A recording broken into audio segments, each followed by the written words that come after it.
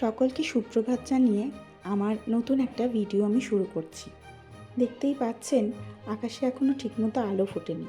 প্রায় কাক ভোরে আজ ঘুম থেকে উঠে পড়েছি।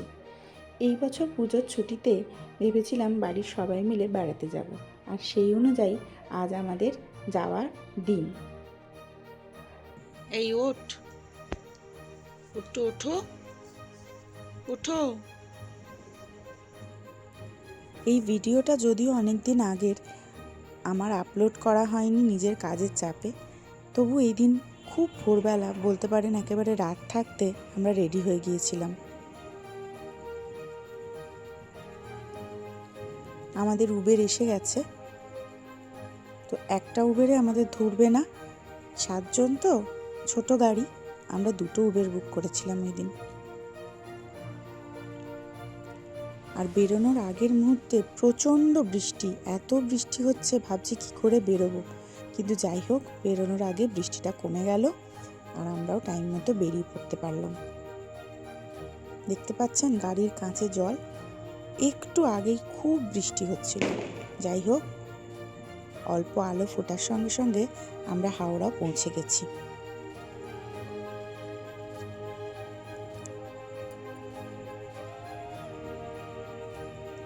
এটা এমন একটা জায়গা, দিন রাত্রির লোকের অভাব নেই, সব সময় লোক ব্যস্ত, নয় যাচ্ছে আর নয় আসছে। আমাদের ট্রেন ছিল 21 নম্বর প্ল্যাটফর্ম থেকে, তো আমরা চলে এসেছি হাওড়ায়। আর এখন খুব ভোরবেলা, আমাদের ট্রেন 6টা 10-এ।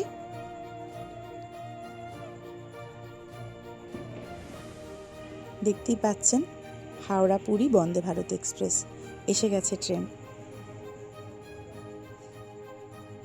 তো আমাদের যে কামরাটা ছিল সেটা একদম শেষের দিকে, তাই প্রচুর হাঁটতে হয়েছে, কিন্তু একটা সুবিধে, নামার সময় আমরা আগেই নামতে পারবো। ট্রেনে উঠে বসে গেছি। প্রথমে একটু সিটটা অ্যারেঞ্জ করতে সময় লেগে যায়। এবার আমরা খাবারটা নিইনি, কারণ বন্দে ভারতের যে খাবারটা দেয় সেটা আমাদের স্পেশালি খুব একটা পছন্দ নয়, তাই বাড়ি থেকে খাবার নিয়ে নিয়েছিলাম সঙ্গে। যাই হোক, জয় জগন্নাথ, ট্রেন ছেড়ে দিয়েছে।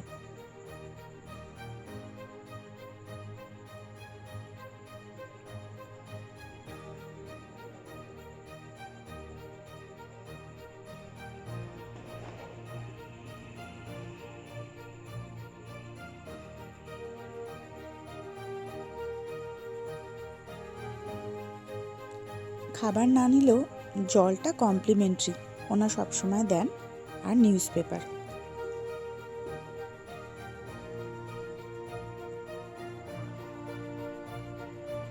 বাইরের দিকটা দেখতে দেখতে মনটা খুশি হয়ে উঠছিল।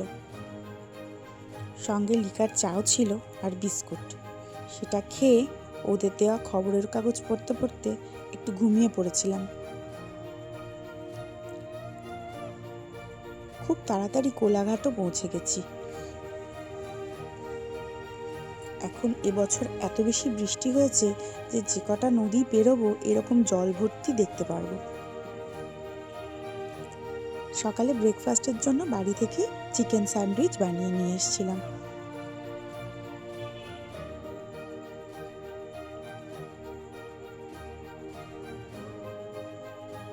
না, মন্দ হয়নি, ভালোই খেতে হচ্ছে।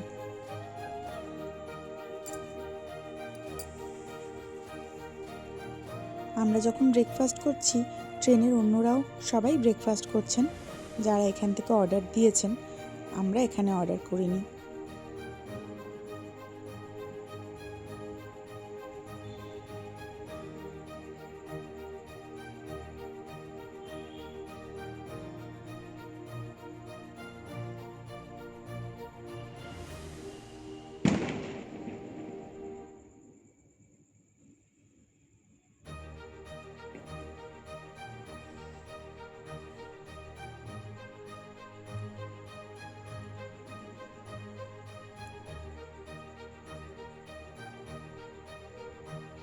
চারিদিকটা এত সবুজ, এত সবুজ, এবছর এত বৃষ্টি হয়েছে যে সবুজের ছোঁয়াটা চারিদিকে ভরে গেছে,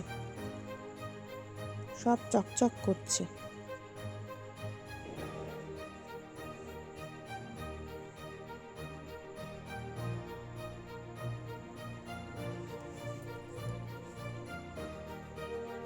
কিছু দূর এগিয়ে যেতেই যেই উড়িষ্যায় ঢুকে গেলাম, দূরে ছোট ছোট পাহাড় দেখতে পাচ্ছি।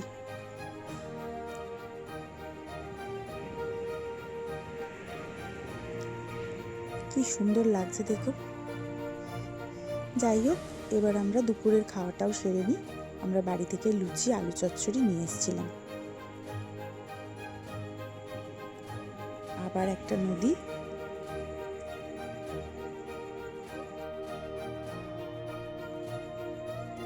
ব্যাস আর কিছুক্ষণের অপেক্ষা, আমরা চলে এসেছি পুরীতে।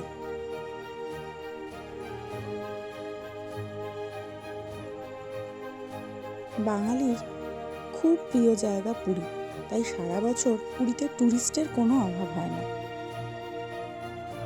তো আমরা এখানে নেবে একটা অটো ভাড়া করে নিলাম। বুঝতে পারছি না যে অটোটা আমাদের বেশি নিচ্ছে কিনা, কারণ আমরা অনেক দিন আসিনি তো। পার হেড 100 টাকা। যদিও আমাদের এবারের যে হোটেলটা বুক করা হয়েছে সেটা মেরিন ড্রাইভের ওপরে নয়, মেরিন ড্রাইভ থেকে 5 মিনিট ভেতরে। এই প্রথম দেখলাম এই ধারে এরকম ঝাউ গাছ লাগিয়ে দিয়েছে, তাতে বাইরে থেকে সমুদ্রটা পরিষ্কার দেখা যাচ্ছে না। যেখানে যেখানে গেট নেই সেখান থেকে পরিষ্কার দেখা যাচ্ছে। চলে এসেছি স্বর্গদ্বার। এখন সমস্ত দোকানগুলো ঝাঁপে লাঠি, একদম বন্ধ। সন্ধ্যেবেলা হলেই সব খুলে দেবে।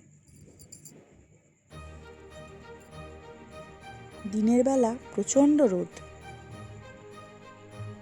আমরা পৌঁছে গেছি আমাদের হোটেল কোশাল। এই হোটেলটা আমাদের চেনা জানা ছিল না, কিন্তু আমরা অনলাইনে বুকিং করেছিলাম। তো যে হোটেলে আমরা বুকিং করেছিলাম, দিন 3 আগে তারা জানালেন তাদের কোনো কারণে হোটেল হ্যান্ডওভার হয়েছে, তো ওনারা আমাদের এই হোটেলটাতেই শিফট করেছেন। এবার হোটেলে ঢুকে দেখা যাক যে হোটেলের ব্যবস্থা কীরকম। ঢুকতেই আমাদের ওয়েলকাম ড্রিঙ্কস দেওয়া হয়েছিল। এটা হোটেলের রিসেপশন। এখানে যা ফর্মালিটি আছে সেগুলো করে আমরা এবার হোটেলের রুমে চলে যাব। এটা তো আমাদের ডিসিশন ছিল না যে আমরা এই হোটেলে থাকি, তবুও ওনারা আমাদের শিফটিং দিয়েছেন বলে আমরা এই হোটেলে এসেছি।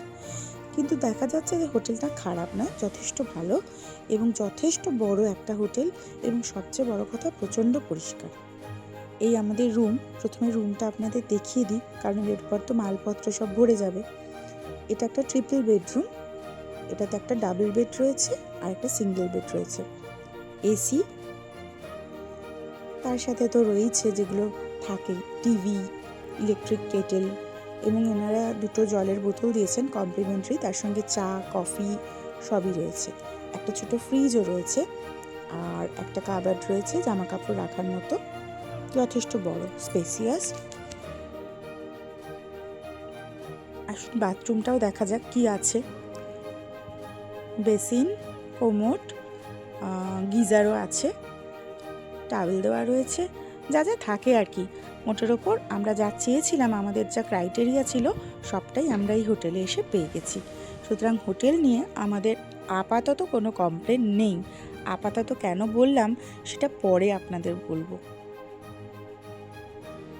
এটা হোটেলের বাইরের দিক, আর এখানে কার পার্কিং। যদি এটা হোটেলের পার্কিং নয়, এখানে এই গাড়িগুলো সব ভাড়া পাওয়া যায়। হোটেলে এসেই আমরা লাঞ্চে চলে এলাম। এনাদের খাবারের ব্যবস্থা, কোয়ালিটি, আর যেখানে আমরা খাচ্ছিলাম সেই রুমটা খুব বড়। আমরা নিয়েছিলাম ডাল, পোস্ত, আলু ভাজা, মিক্সড ভেজ আর অমলেট।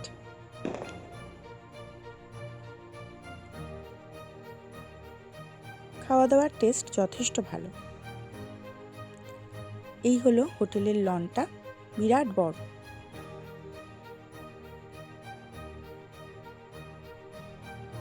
খাওয়া দাওয়া সেরে দেখলাম যে হোটেলের বারান্দা থেকে মন্দিরটা দেখা যাচ্ছে। এটা একটা দারুণ ব্যাপার। প্রত্যেকদিন সকালে ঘুম থেকে উঠে এখানে দাঁড়ালেই মন্দিরটাকে স্পষ্ট দেখতে পাবো। বাহ, এটা একটা খুব ভালো হয়েছে। এরপর খাওয়া দাওয়া সেরে আমরা একটু রেস্ট নিয়েছিলাম। দেখছেন ঘুমোচ্ছে। ঘুম থেকে উঠে রেডি হয়ে আমরা আজকে একবার মন্দিরেই যাব জগন্নাথ দর্শনের জন্য। তো তাই জন্য আমরা রেডি হয়ে নিলাম।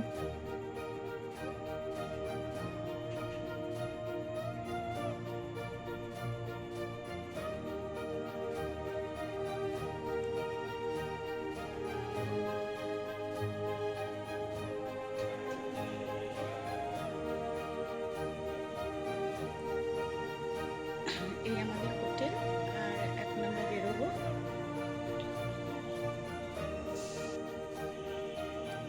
ঝাড়বাতিগুলো জ্বালিয়ে দেওয়ার পর আরো সুন্দর দেখতে লাগছে।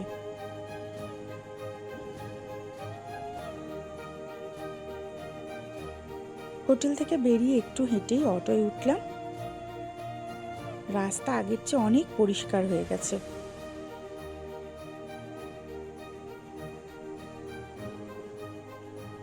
আমরা এসে গেছি মন্দিরের খুব কাছেই। অটোগুলোকে মন্দিরের খুব কাছে আসতে দেয় না, একটু দূরেই নামায়, সেখান থেকে হেঁটে আসতে হয়। কোভিডের পর যেবার এসেছিলাম তারপর এইবার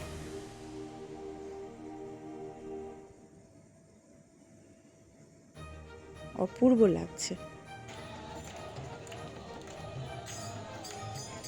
এখানে কীর্তন হচ্ছে। মন্দিরের ভেতর তো আর মোবাইল নিয়ে যাওয়া যাবে না, তো এখানে জুতো রাখার যথেষ্ট ব্যবস্থা রয়েছে। জুতো আর মোবাইল এখানে কাউন্টারে জমা দিয়ে টোকেন নিয়ে তবে ভেতরে যেতে হয়। তারপর ফেরার সময় আবার সেই টোকেনের বদলে জুতো মোবাইল ফেরত পাওয়া যাবে। এই হলো জুতো আর মোবাইল রাখার জায়গা। প্রচুর ট্যুরিস্ট, তাই এগুলো জমা দিতে আমাদের অনেকটাই সময় লেগেছিল। যাই হোক, মন্দিরের ভেতরে ঠাকুরের দর্শন আমরা পাইনি, প্রচণ্ড ভিড় ছিল। বাইরে থেকেই মন্দির দেখে চলে এলাম। আবার যেদিনকে আসবো পুজো দিতে সেদিনকে আমাদের জগন্নাথ দর্শন হবে। ফিরে এসে একবার সমুদ্রের ধারে না এলে মনটা ভালো লাগছিল না, কারণ হোটেলে আসা পর্যন্ত একবারও সমুদ্র দেখা হয়নি। তাই আমি চলে এলাম সমুদ্রের ধারে। একবার না দেখলেই নয়। এখন সামনে যে কটা দিন থাকবো এই দেখাটা আবার পাবো অনেকবার। তো আজকের মতো আমার এই ব্লগটা আমি এখানেই শেষ করছি। সবাই ভালো থাকবেন আর আমার চ্যানেলটাকে অনেক ভালোবাসা দেবেন। আপনাদের সবাইকে শুভরাত্রি জানাই। আবার দেখা হবে আমার নতুন একটা ভিডিওতে। ততক্ষণের জন্য টাটা।